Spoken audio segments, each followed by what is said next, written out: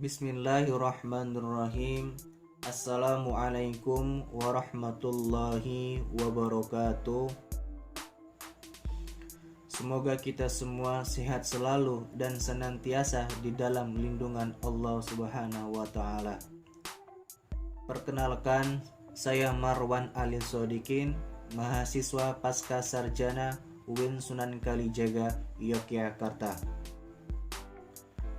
Pada kesempatan ini, saya ingin memaparkan artikel penelitian saya, yaitu implementasi konseling spiritual dalam meningkatkan religiusitas residen narkoba. Sebelumnya saya ingin mengucapkan ribuan terima kasih kepada Ibu Dr. Jasmini sebagai dosen pengampu mata kuliah bimbingan konseling pribadi sosial serta yang telah membimbing saya selama proses penulisan artikel ini. Baik, di sini yang akan dibahas terlebih dahulu ialah yang pertama pendahuluan, yang kedua metode penelitian, yang ketiga hasil dan pembahasan, dan yang terakhir kesimpulan. Pendahuluan.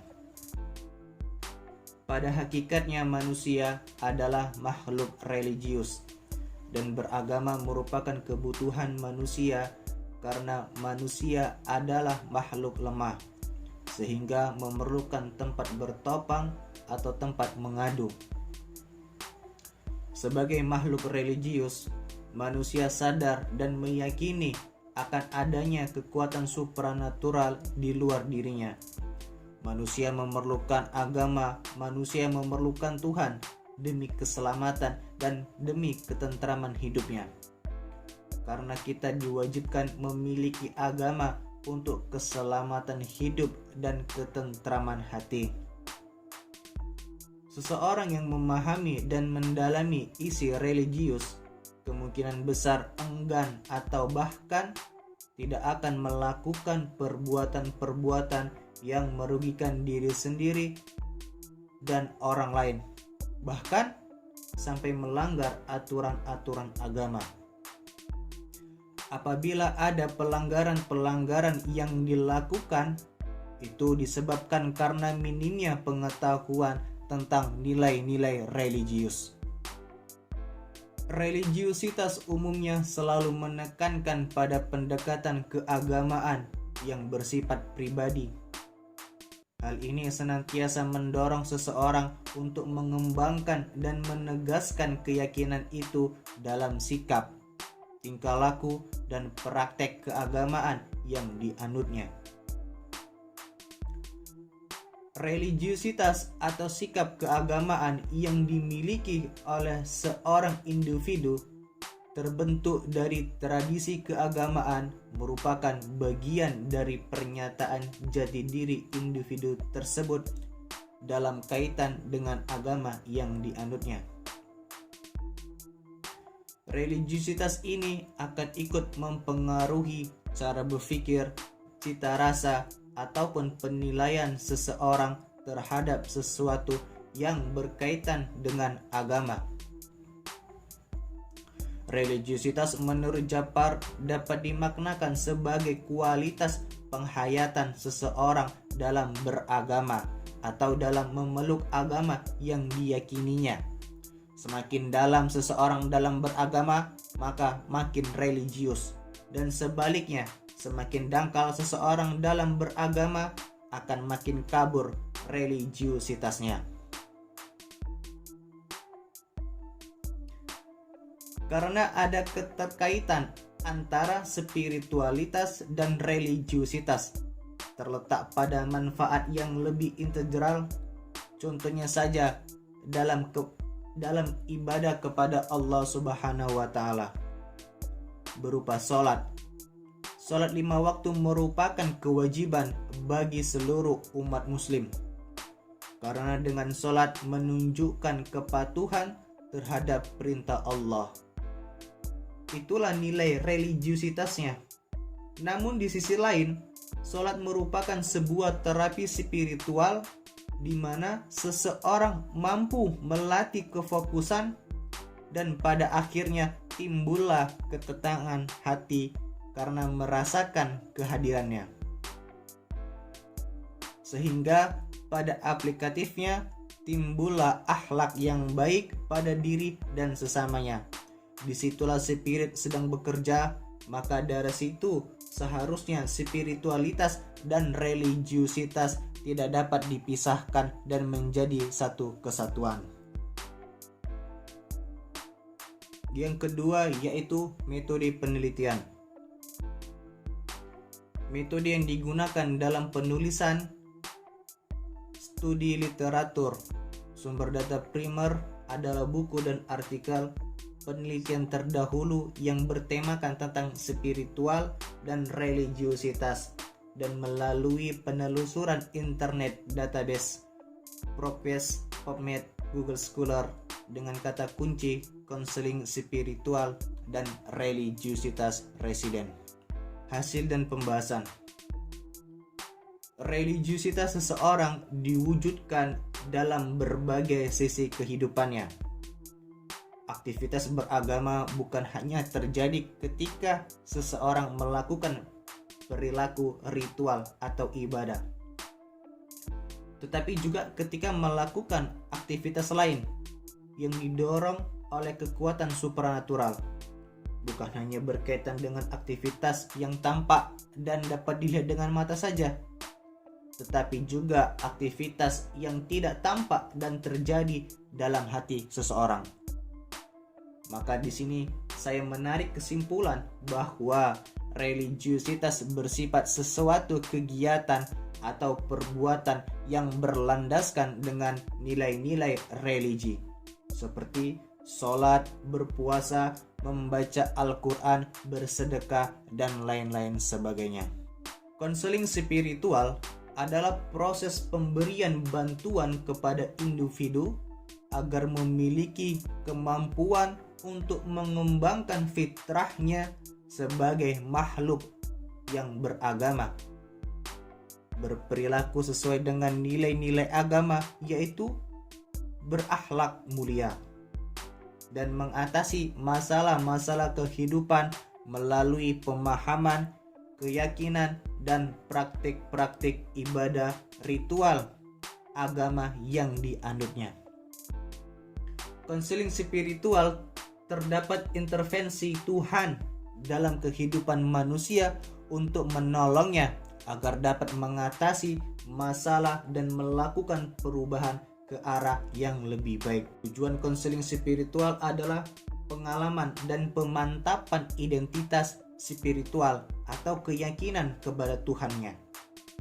Kegiatan bimbingan dan konseling merupakan jenis keterampilan yang pada intinya mengajak, membimbing, dan mengarahkan klien kembali kepada fitrahnya. Di sini saya memaparkan beberapa hasil penelitian terdahulu. Yang pertama, peran spiritualitas dalam meningkatkan resiliensi pada residen. Hasil penelitian spiritualitas residen narkoba di Pondok Pesantren Inaba mengalami perkembangan yang pesat dari sebelumnya. Di antaranya meningkatnya kesucian hidup yang ditandai dengan konsistensi ibadah. Gambaran resiliensi secara garis besar, rata-rata residen mengalami peningkatan resiliensi, di antaranya adalah regulasi emosi yang gambaran meningkat ditandai dengan sikap sabar dan ikhlas saat beradaptasi dengan lingkungan baru. Yang kedua, pengaruh religiusitas terhadap resiliensi pada pasien rehabilitasi narkoba Yayasan Rumah Damai Semarang. Hasil penelitian religiusitas pada residen pada pasien rehabilitasi narkoba Yayasan Rumah Damai Semarang tergolong tinggi, bersikap dan bertindak dalam kehidupan sehari-hari sesuai dengan ajaran-ajaran agama yang dianutnya, baik untuk dirinya sendiri maupun untuk orang lain, sesuai hati nuraninya. Resiliensi menjadi individu mampu untuk bertahan, bangkit, dan menyesuaikan dengan kondisi yang sulit agar terbebas dari jeratan narkoba sehingga dapat terlindungi dari efek negatif atau resiko kambuh. Yang ketiga, efektivitas terapi spiritual, sholat dan zikir terhadap kontrol diri klien. Penyalahgunaan nafsa. Penelitian oleh Ahmad. Hasil penelitian terdapat pengaruh yang signifikan dalam bentuk sholat disertai zikir terhadap kontrol diri klien. Penyalahgunaan narkotika dengan berupa terapi dalam bentuk sholat disertai zikir dapat meningkatkan kontrol diri klien penyalahgunaan narkotika. Terapi sholat dan zikir terbukti mampu membuat pikiran subjek menjadi lebih tenang dan mampu mengontrol emosinya.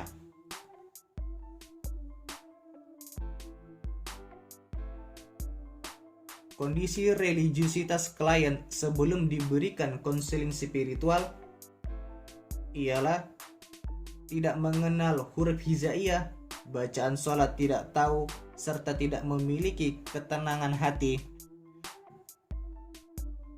gelisah, efek narkoba, wajah suram, tatapan mata yang kosong, mudah emosi dan marah-marah. Kegiatan sehari-hari berjudi, mabuk-mabukan, mengkonsumsi narkoba, menjadi bandar sabu, mencuri, bahkan sampai ada yang menzolimi keluarganya.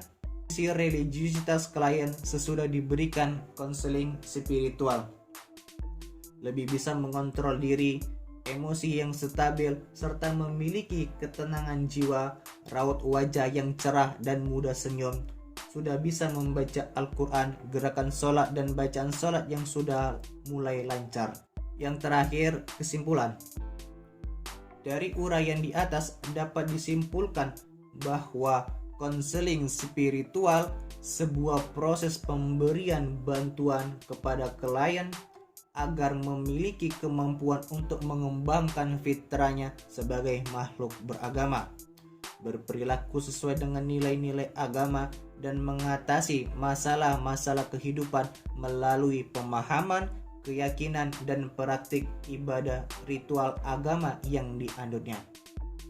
Dan religiusitas merupakan penghayatan keagamaan dan ke dalam kepercayaan yang diekspresikan dengan melakukan ibadah sehari-hari, berdoa, membaca Al-Quran, berpuasa, dan lain-lain sebagainya. Penting bagi manusia untuk mempunyai keyakinan atau kepercayaan agar manusia mempunyai kontrol dalam kehidupannya. Religi atau kepercayaan bisa menumbuhkan kekuatan dari dalam diri manusia agar bisa bertahan dalam segala keadaan apapun. Religiusitas sangat penting bagi mantan pecandu narkoba karena dapat membentengi diri dari sugesti atau relapse. Sekian pemaparan dari saya. Terima kasih. Ada benarnya datang daripada Allah, dan kesalahan dan kehilafan datangnya daripada diri saya sendiri. Kepada Allah saya mohon ampun, dan kepada teman-teman sekalian saya mohon diperbanyak maaf. Billahi taufiq wal hidayah. Wassalamualaikum warahmatullahi wabarakatuh.